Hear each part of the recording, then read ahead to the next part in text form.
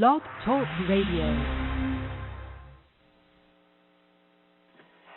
Hello again, everyone. This is Peter Ekstrom, the host of the Gold Call Show, and welcome to another episode of the Gold Call Show, where we bring the leaders of our industry together to chat about themselves, their body of work, and share with us some tips and ideas and strategies that we could put to good use so that we can get our foot in the door and on to closing more sales.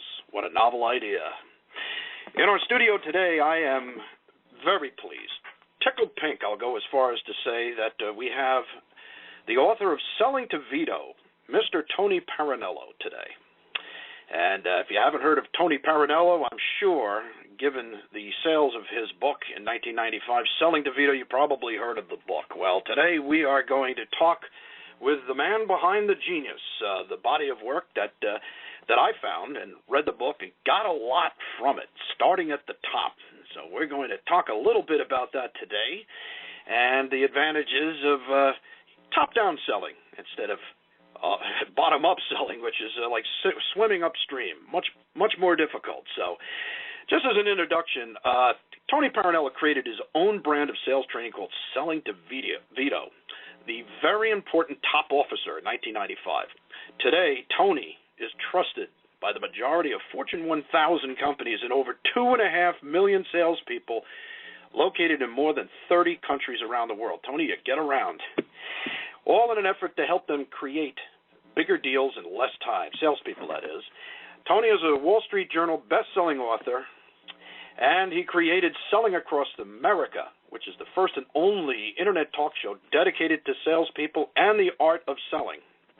Tony has been in the marketing and sales expert on entrepreneur.com, a website that has more than 6 million unique visitors each and every month. You're quite popular, Tony.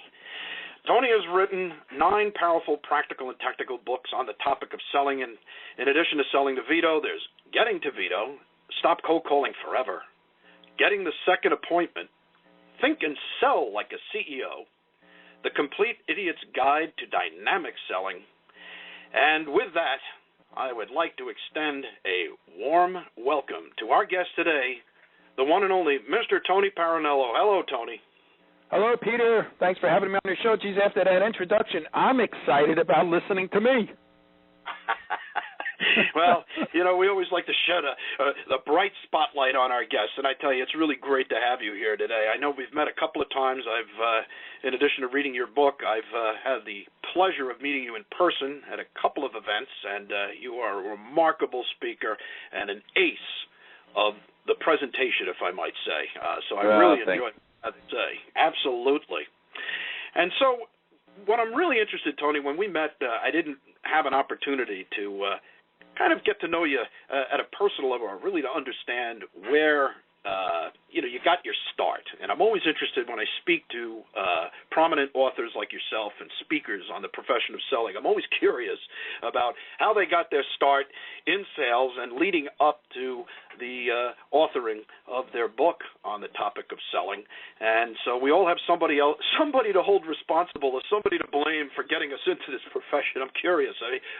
Who do you credit for helping you on your way in becoming a professional salesperson and author? Wow, well, that's a great question, Peter, and thanks for all the kind accolades.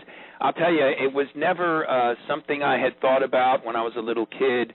You know, some kids want to be a fireman. Some people want to be an astronaut. I never really thought about selling until I was working in a factory as a test technician, and I was using Hewlett-Packard equipment. And the salesperson for Hewlett-Packard would call on, our little group of engineers on a regular basis. And one day, I had asked for a data sheet on a particular piece of equipment. And he says, well, come on out to my car, and I got one in the trunk of my car.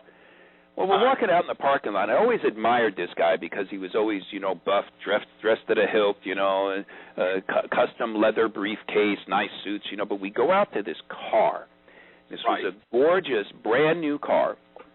And he opens up his trunk, And in the trunk of his car, there's a couple of scuba tanks and some gloves from his handball sport and a couple other things in there. And I'm looking, wow, look at this guy, look at this car, look at the hobbies he has. And to put the icing on the cake, that was the tipping point for me to say to myself, you know, I got to get in sales. In the trunk was a magazine, a motorcycle chopper magazine, and on the cover of this magazine was this unbelievable motorcycle, all chromed and tricked out. And I said to Jerry, the sales guy, I says, wow, that's a beautiful motorcycle. He says, yeah, that's my motorcycle. I said, that's it. That was the tipping point. What do I have to do to live the life that this guy's living with all this glamour and all these toys? And so that really was the start of me thinking about, hey, maybe I should get out of this techie world of being a test technician and get into something that I have unlimited ability to make as much money as I want to make.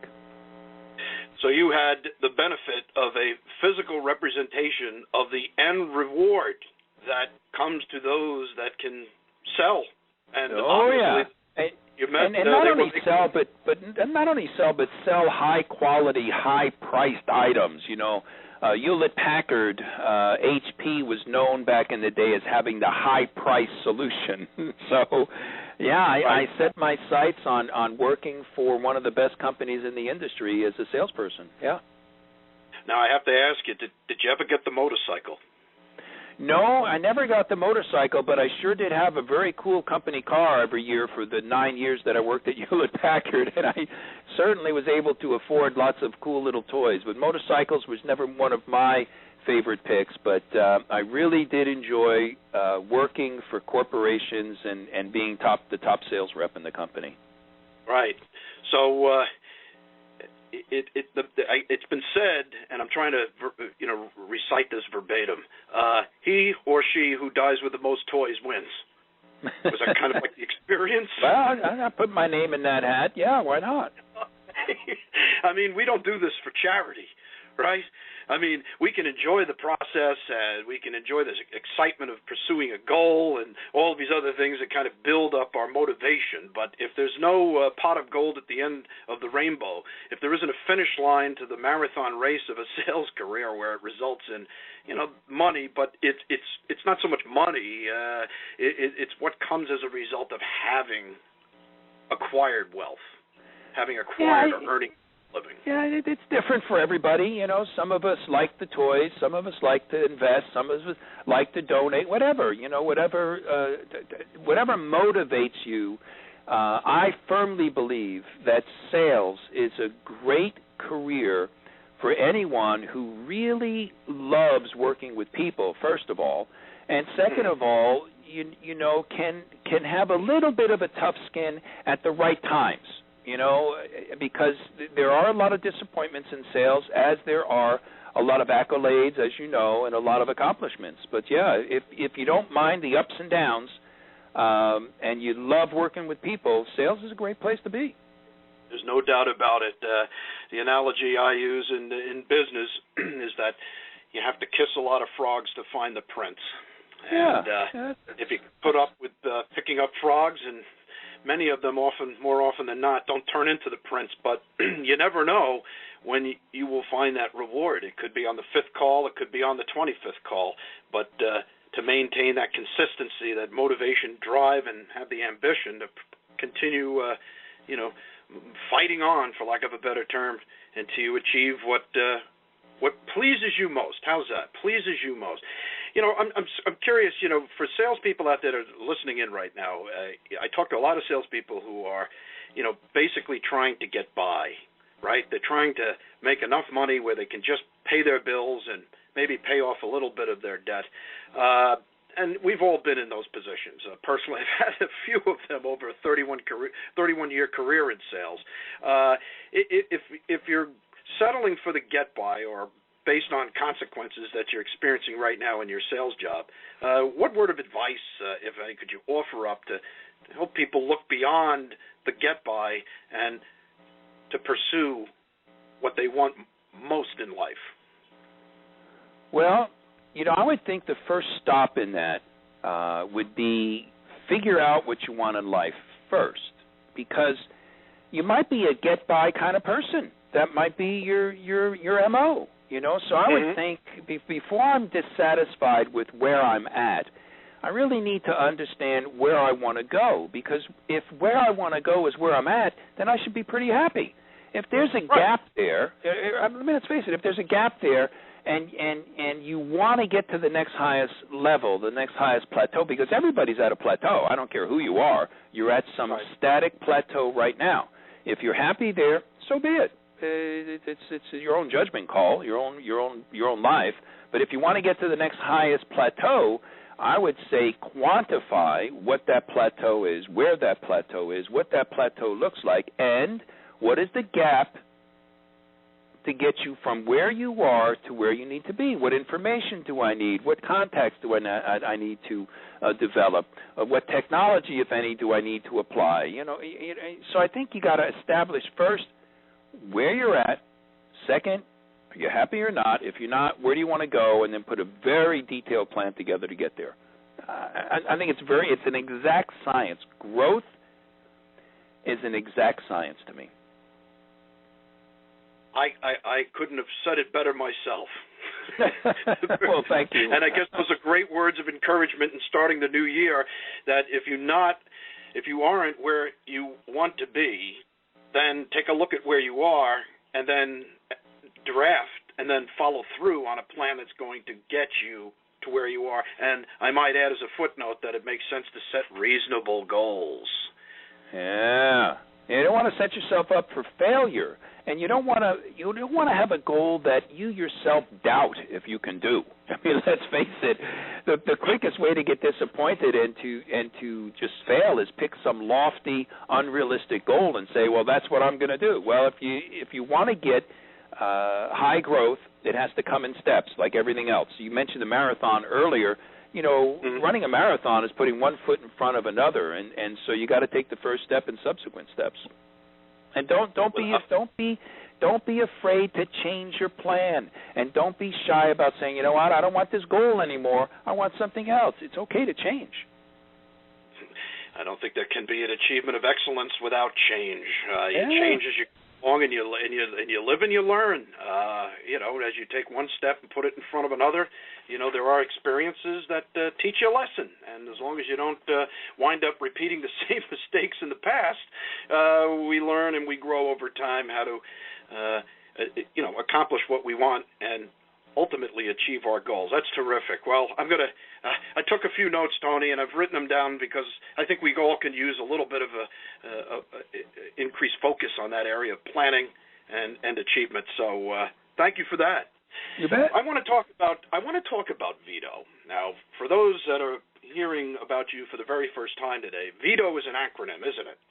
It sure is. And it stands for Very Important Top Officer. And that was the title of your breakthrough book in 1995, Selling to Vito, the very important top officer. And so in your words, who is Vito? Who's Vito, Tony? Well, that's a darn good question. And, you know, Vito could be different, have different titles in different industries and organizations. But I look at it this way. Take the visual of a telephone pole and put it in your mind's eye. And now let me ask you this. How many tops does a telephone pole have? One. How many tops does a telephone? How many tops does it have? It has one top. And Vito sits at the top. So Vito, the very important top officer, has the ultimate veto power over every decision that's made in the company. Whether you're aware of their involvement or not, rest assured that Vito has the ultimate veto power. If everybody in the organization wants something and Vito doesn't want it, the answer is no. And if nobody cares for it but Vito wants it, the answer is yes. And so, you know, typically Vitos could have titles like, you know, president or CEO or owner or other privileged C-suite titles. And so when I say the word Vito, I want you to have that visual of a telephone pole and say, hey, man, it's the person, it's the big kahuna, the big cheese, person at the top. You know, you pick the title, but it's got to be the person at the top. Now, I'm curious, what compelled you to come up with the the whole idea, very important top officer and selling to Vito. Was there a personal experience, in terms of your profession? I mean, what compelled you to come up with the idea? What was the catalyst? Well, that's a good question, Peter, and thanks for asking that. I didn't wake up one day and say, you know what, in my sales career, I'm going to start calling on presidents. It didn't happen like that at all. And I was blessed with having a really good run the first 4 years that I was in sales. Rookie of the year, $1 Million Club, blah blah blah. And on my fourth year, going into my fourth year, I was halfway through the year, and I was at 19% of quota. And my sales manager puts me on probation and says, hey, man, you got to get your ship together and get ahead of quota or you're out of here. We're going to fire you by the end of the year. You got 6 months to go from 19% of quota to over 100% of quota. And I was selling a product that had, at best a 9-month sales cycle. And so I didn't want to change the way I was selling. I had to change the way I was selling. And so what got me on 19% of quotas, I had stopped prospecting. I thought I had worked really hard the first couple of years. I could do referrals. I can get add-on business from existing clients, but it just didn't work that way. So I had to change the way I was selling, change the way I was thinking. And I had to immediately shift and get to the person in every possible prospect account in my territory that could have a probability of buying my stuff in 6 months. I had to get to the person who sat at the top and get a yes or no from them very quickly. And so it was out of desperation, out of fear of losing my job, which I didn't want to do, because I had a nice house and I had all the little goodies and toys and I was enjoying a nice lifestyle. So it was the fear of losing my job that got me to create the mindset and then the tactics to sell to this person I started calling Vito. It's amazing how fear is a great motivator. Oh, right? Yeah. I forget what it was, a billionaire, or somebody said that, somebody asked him, what do you credit your financial success to? And his quote was, the fear of being poor, the fear of poverty. It just drove him every single day. It's amazing. So now, I spent a lot of time on the phone, and I've been cold calling for years, warm calling, but mostly cold calling to the Vito prospect in a large company. And I have to credit your book because it really did change my mindset. It took me from a sense of apprehension, because salespeople have a fear of calling Vito, don't they? Oh, yeah, and rightfully so. I mean, and if you stop and think about that and dwell on that, you can come up with all sorts of excuses why you shouldn't pick up the phone. And the phone starts gaining weight. It's a 3,000-pound phone by the time I come up with all the reasons that this person probably doesn't want to talk to me, probably not going to get through, and they're always never in, and they got gatekeepers, and blah, blah, blah, blah, blah. And so, there's a lot of fear that spins around taking that leap of faith. Yeah. It brings me back to another quote. The person that believes it cannot be done is right. Yeah. Amen. Amen to that. Amen to that. But I credit your book because what it really did is it inspired me. It helped me to understand the mindset or the buy side of the equation when it comes to prospecting over the phone. All right? Yeah.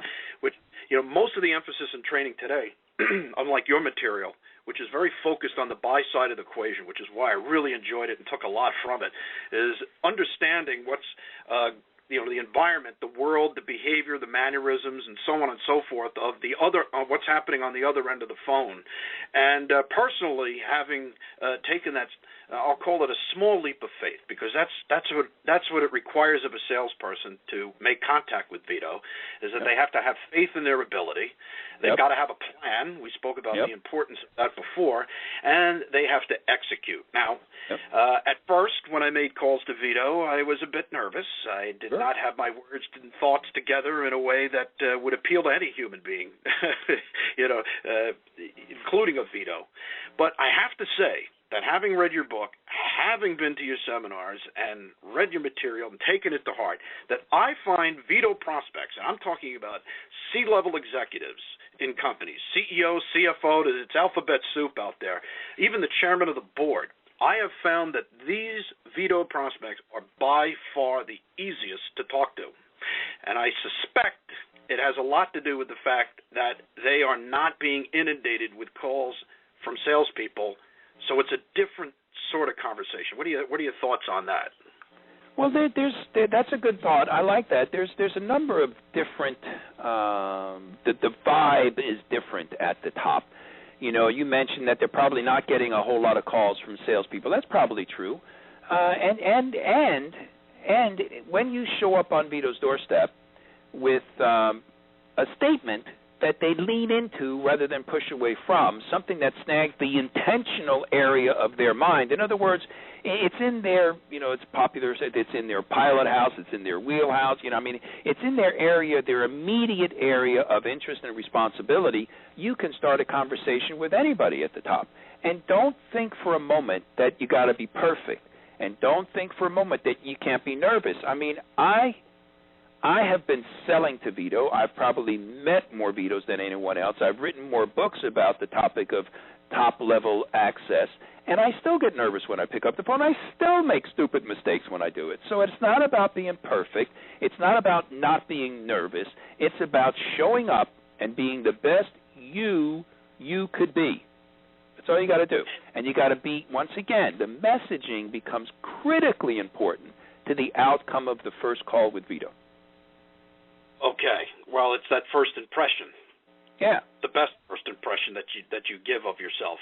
Now, I found that when calling Vito to get their attention, that it helps to get to the point quickly and not sound like a salesperson. Well, yeah, I mean, you could sound like a salesperson, but you're right. You got to get to the point quickly. The theme with Vito: understand the point, get on point, and stay on point. And don't drop any F words with Vito. F words, F-bombs, facts, features, functions that are unfamiliar to Vito. You don't want to put any of those words in any conversation with Vito, because when you do, the conversation comes to a screeching halt. Because inadvertently, when you use a buzzword or technobabble or acronym or product name or product number that Vito doesn't know and care about, you've inadvertently, unintentionally challenged their ego, their power, their control, and authority. What a great way to start a conversation with someone. Yeah, to get off on a confrontational first foot. Yeah. Prove to someone you're going to waste their time. Yeah, that works. Yeah. Yeah, so we don't want to do that. We never want to assume anything on a call to anyone, but especially with Vito. Now, I've been at this a while, so have you, and I've noticed a paradigm shift in what it takes to get people's attention, especially with the very important top officer. So we talk about being pithy and getting to the point and staying on point, and that's got to happen in the opening seconds of conversation. And, because you never get a second crack at establishing a great first impression. Never. And all you need to do is say something, the F-bomb. I thought you were going to say the other F-bomb, but I know what you're talking about. The features, what it is as opposed to what it does, or the purpose behind your call to help Vito understand what's in it for them, right? I mean, you have to hook that, don't you? Yeah, I mean, it's just common sense. When you stop and, no, it's not common sense, because if it was common sense, all salespeople would be doing it, and they're not. But yes, you're perfectly on target with this. You know, if you want to start a conversation that leads to a business relationship, a mutually beneficial business relationship, and you want to start that conversation and have that relationship with a very important top officer, you better be speaking their language. You better be talking about what you can possibly do, or what you have social proof to show that you can do in Vito's industry. You better start there with the end result that has to reflect greater shareholder value or greater company economics for Vito. If you can't do that, don't pick up the phone, period. Exactly. And if you can't do it in a way that they can easily understand, don't pick up the phone. You don't want to go down that path. What a great segue, because one of the things that I really got out of not only selling to Vito, but your other work as well, is this end result has to be introduced in the opening seconds of conversation, in the introduction of self, okay? So What I was missing in my calls was that there wasn't any end result mentioned. It was all about, what it is as opposed to what it does. Now, one of the things, I forget what chapter it was in the book, but you mentioned that if you're calling to cut costs, right? Now, can you think of any salesperson selling a product or service out there that is not trying to make a market, create demand based on price, right? A lot of people do that. But the thing is that price or cost savings is one thing. Or, on the flip side, we have profitability. So if you're going to increase profits and cut costs, well, you should state some sort of a statistic as to how much and when might that happen. So in other words, if I'm in the business of providing a service that cuts the cost of back office operations, we need to say by 25% within 90 days or something like that, to give some end result, to point the Vito's attention to the end result. In other words, what's in it for them? Yeah, Peter, you're mentioning a couple of really important ideas for your listeners, and that is here, in Vito's world. Now, remember, we're talking about the top of the telephone pole. The people at the top of the telephone pole built a business, built a career out of suspicion, predictions, estimates, extrapolations, analyses. These people know that not everything can be directly proven at any one point in time. So if you're showing up on a Vito's doorstep and you have a strong suspicion, or you predict, or you have an estimate, as long as you let them know that it is your strong suspicion based upon a study, or based upon your observations, or based upon another person in Vito's industry or whatever, you can make statements that have a plus and minus tolerance with the Vito. However, you can't make statements with a plus and minus tolerance down in the bowels of Vito's company, in a place I call Linoleumville, where the people that salespeople generally speak to are worried about the carrying out the accuracy to the 15th decimal point or whatever. So here's the thought. Here's the thought, everybody. And Peter, you bring it to light very nicely. If you can put a number or a percentage with something, that's superb. Absolutely superb. What may I be in a position to do for you so that I could get that across in the introduction to cause you to move closer to the phone and listen intently, which is what we're striving for. That's right. Lean into it. Yes, lean into what the person, what you're saying. That's the ultimate goal. Now, I mean, you can have some cute ways of doing this by saying you're with the IRS, or you got photos and they're going to go up on the internet tonight. I mean, you could do some stupid stuff like that, but we're talking about appropriate messaging, appropriate first few seconds. When I started writing about Vito back, as you mentioned, in 1995, I figured you got about, 8 seconds to capture their attention. Now it's like a second or two. It's right away. The tone of your voice has a lot to do with how seriously you'll be taken and how much time you're going to get to make your point. And there's a very low threshold of tolerance on behalf of all human beings today because of the information age we live in, but more so with Vito because, I've met with Vitos of some of America's largest companies, and as I walked into their office, they've got 2 admins, 2 different conference rooms. They're always working somehow, either in the car on the way to work or whatever. They've taken multitasking to a new level. And I remember once I was meeting with a Vito at American Express in New York, and I just was curious as to, being in my own business, I was wondering, how do you keep track of everything? I mean, how do you keep your sanity? And when he told me that he had 13,000 people reporting to him, indirectly, of course, and a $13 billion budget for his business unit, I was just amazed that these people are so rank and file. They've got it down. And what he told me, right, this is straight from the mouth of Vito. He said, I make sure that I manage my calendar in 10-minute increments. Okay? Yeah, this is what he told me. 10 minutes on the calendar, so you'll have 6 appointments per hour. And he told me confidentially, he says, look, if I can't make hem or haw of what the person's talking about in the meeting or on the call or whatever in 10 minutes, I gotta go. I I have to leave. You got too many things to do.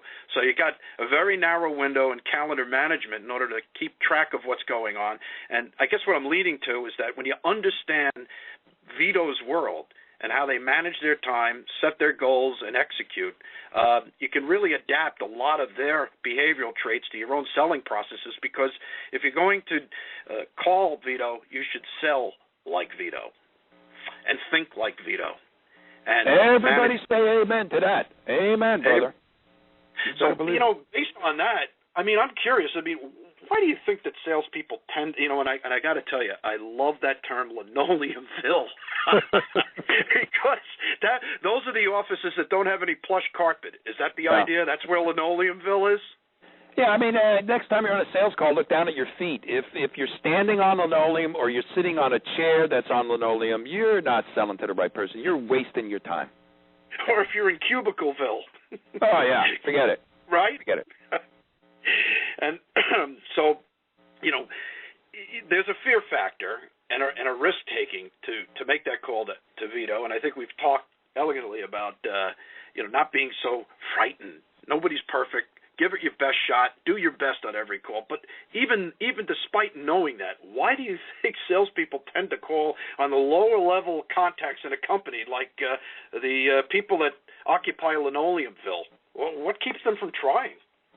Well, that's a good question, Peter. And so here's the thing.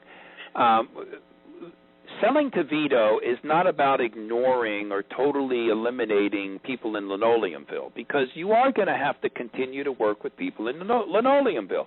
The problem we have is that somewhere along the line, and I don't know where we got this from, but here's a fact of life. The people down in an organization, down in the lower rank and file, initially they're easier to get to, initially.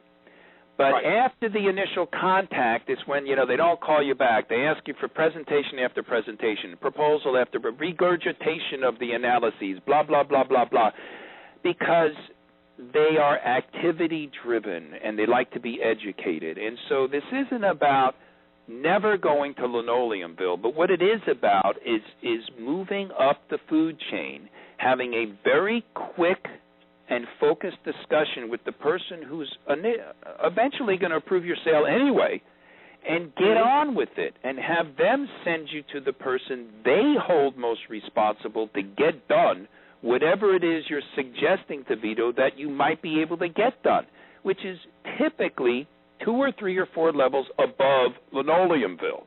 And so starting with Vito will give you a wider perspective of what the business goals, plans, and objectives are, and who in the organization is driving those business units and those business initiatives for Vito. So you're eventually going to get to linoleumville, but only after you fully qualify the account, which means your sales forecast isn't full of science fiction writing. It's actually going to be representative of what business you're forecasting. Absolutely. And the way that I've always worked it with Vito is that, look, when you make contact with Vito and you get moved to someone in charge, somebody in charge in linoleumville, you can always go back to Vito. And I think you should make a practice of it to the salespeople listening in, If you call Vito and you get referred to someone who is lower down the food chain, always let Vito know. First of all, thank them, for their time. That's good. And secondly, you always want to maintain that line of communication. In other words, like, for example, if I was calling a Vito and I'm talking to him about whatever, and he says, I think, you'd be best off talking to Tony Parinello, and I want to thank Vito very much for referring me, and I'll give you a call back and I'll let you know how we made out, if we found any challenge or problem that I can solve, et cetera, okay? So without going into specific examples, I could think of some sales scenarios where I called the CEO of a company about a problem I solved, when I could solve it, what it was going to take to solve it, moved me to an IT director within the company, and when they dug in their heels and they wouldn't sign off on the purchase order, I called the CEO back and let him know what was going on, And like a day later, I got the purchase order. So, you got to push the envelope a little bit, to get where you need to go in a company. But once you establish contact with Vito, don't break that chain and just, move on to the lower level within the company. You want to let the person that referred you, Vito, know that you succeeded in your effort, right? Oh, yeah. And what's interesting here, another good point you're making, is that so Vito is going to send you somewhere to someone they hold responsible to get done whatever it is you're talking about getting done. Before you go marching around following the breadcrumbs, you always want to make sure that you know from Vito when Vito wants to see some measurable results. So when you run into the person who is, too busy to call you back or whatever, before you go running back to Vito to blow the whistle, you could always let that person know either by email or by voicemail that, when you first talked to the president of the company, she was real interested in seeing some measurable results in this area in about 90 days. Well, we've already eaten up 45 of them waiting to talk to each other, so why don't we get together? And you'd be amazed how just dropping that time frame that you found out from Vito on the first call will accelerate that person's response to you. Yeah, no question about it. Once again, a focus on the end result. Yeah. And brings it to the forefront of attention, and that in itself, Tony, are there consequences for not following through on Vito's instructions? Oh, yeah. It would be like not paying attention to the person and not serving the person and being responsive to the person who's eventually going to pretty much hire you to solve a problem. So, yeah, that'd be like slapping that I don't know what that's like, but that's not good. Not at all. Not a good plan. It goes without saying that selling to Vito is a multifaceted process, a 360-degree view of a lot of different components that feed into the process, and practice makes perfect. And rather than start at the bottom and swim your way upstream, you've got absolutely nothing to lose by going to the top of the telephone pole. That's where Vito sits. There's only one rock time. on. I love it. Well, in the closing minutes that we have today, Vito, Tony, now I'm going to call everybody I meet Vito now. That's a great name. See, you were talking about the brand before sticking. It's worked with me. Yeah, it does. Yeah, it's easy to remember. Years and years and years after I've taught a course or something, you can still walk down the halls of the sales department and hear people talking about Vito. Well, that's a good thing for you, I'm sure. Yeah, it's really a great. I'm blessed with a really highly identifiable brand. Not many people know my name, but they sure know the Vito brand. As long as they know Vito and what it takes to sell successfully to Vito, that's the end result, and that's what we've been talking about today, is to focus on that. So in the closing minutes of our conversation today, tell me what's new for Vito selling in 2014. Maybe you could tell our audience a little bit about some upcoming programs. I know you have something called Club Vito, perhaps some appearances that you'll be making. Maybe you could share with our audience what we've got on deck for selling to Vito the coming year. Yeah, thanks, Peter. Thanks for that opportunity. Well, you mentioned Club Vito. Club Vito is a great way for each of your listeners to have me personally tailor my Vito material to their selling style, their sales process, their product, service, and solution in the economy they're selling into. So Club Vito puts me personally on the salesperson's team, and it's a month-to-month club, and so however long it takes you to get it, and you just stay in Club Vito for that long. And I do role plays and answer all questions, and so it's a fun way to take the Vito process and make it part of your selling culture. And that's called Club Vito, and that's certainly available for anyone who's listening. If they're interested in coming on board with Club Vito, you just go to my website and click on Join Club Vito or find out more information. We'd love to be able to help you do that. Also, in the future, in the next 30 days, we're coming out with some new products called Vito on Demand.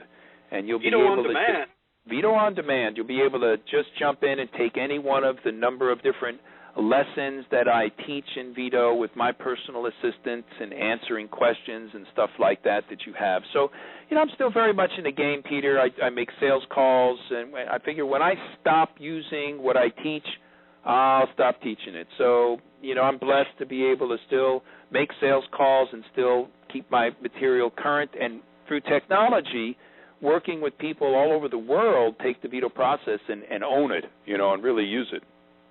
Well, there are Vitos in every town, city, and country in the world, aren't there? No question about that.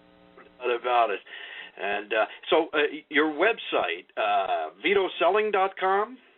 Yep, three dubs Vito Selling or Selling to Vito. Either one of those points you right to the epicenter of Vito training. Okay, so vitoselling.com or sellingtovito.com. That'll get you to Tony's body of work, and you can get more information about Tony's upcoming Club Vito events and his speaking events and everything that you wanted to know about what it takes to sell to Vito in the modern era. The 21st century, here we are, right? Where'd the time go, Tony? I don't know, man, but it's going faster every day, and that's another good reason to make the most out of our selling time and get to people who have that Vito power. So, yeah, make the most of your time and make the most of your life. Well, that's an excellent punctuation point. Well, that's all the time we have for now. This is Pete Ekstrom, your host of the Gold Call Show. We want to thank you for listening in. And for more information about upcoming broadcasts and other information that you could put to good use in your sales profession, check us out on the web at thegoldcallshow.com. That's thegoldcallshow.com. Anyway, this is Pete Ekstrom, the Gold Caller, saying so long for now. Thanks for listening, and as usual, happy hunting.